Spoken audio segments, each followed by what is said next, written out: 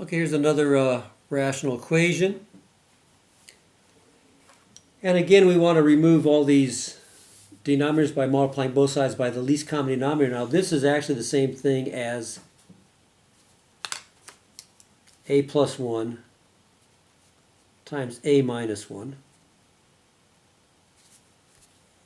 Because it's the difference of perfect squares. And that looks pretty much like that's going to be our LCD.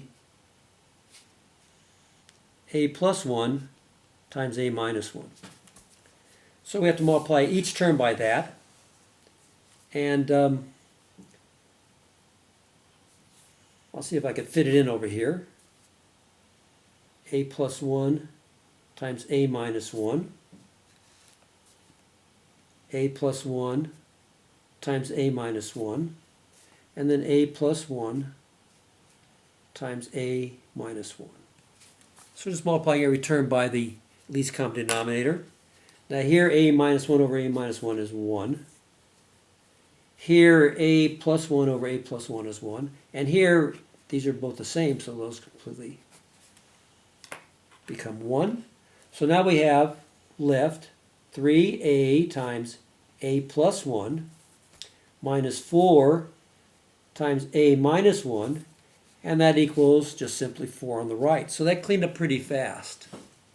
Now we have to multiply out, and we've got 3a times a, which is 3a squared, plus 3a minus 4a plus 4 equals 4. So we've got a quadratic again. We're not going to be able to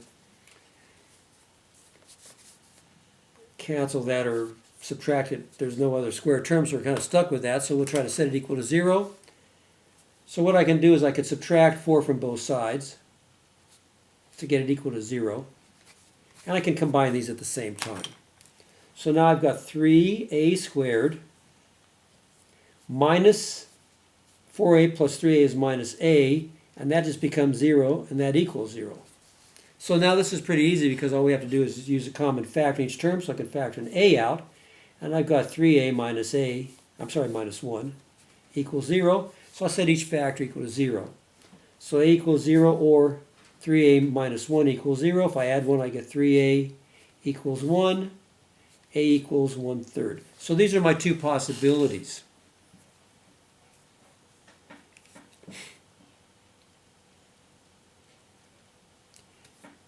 And I already checked these, so just to save a little bit of time, I put 0 in, and I got the right side equals the left side, and you could check that out. That's not too bad. The fraction is a little more complicated, so I won't do that because it takes a little bit of time. But it does work. But if I put 0 in, I would have, let's just try the 0 when x equals 0. Or a equals 0, excuse me.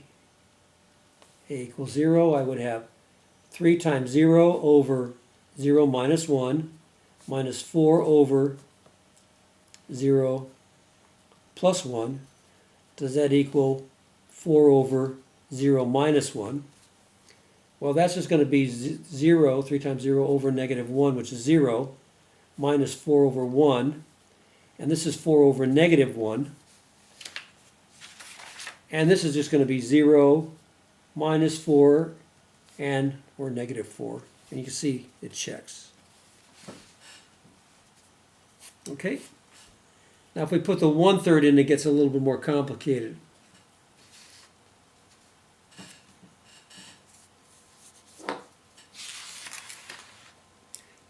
But believe me, it does check out. So you would have to put this in. So you'd have 3 times a equals 1/3. You have to put 1/3 in here. So you'd have 3 times 1/3 all over 1/3 minus 1 minus 4 times 1/3 plus 1. Does that equal 4 over 1/3 squared minus 1?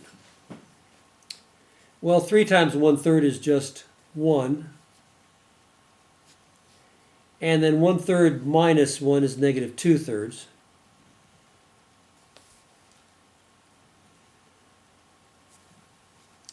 And then if I write this is minus 4 over, and this 1/3 plus 1 is 4/3.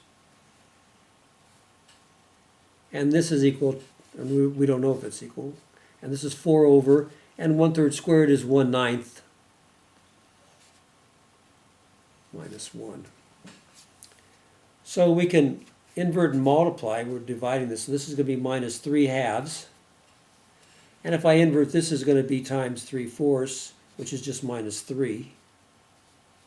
And over here I've got 4 divided by negative, and 9/9 minus 1/9 is 8/9. And that's the same thing as 4 times negative 9 over 8. 4 goes into 8 twice, so that's negative 9/2. So the right side is negative 9/2.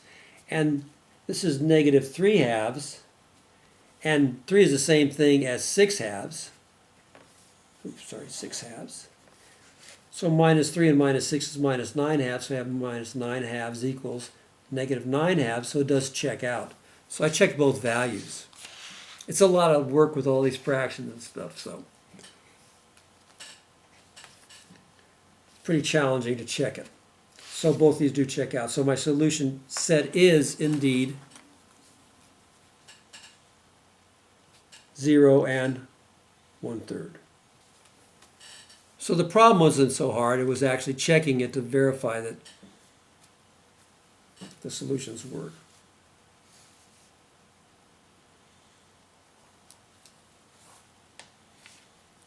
So this is the main idea. You just want to maybe take care of this.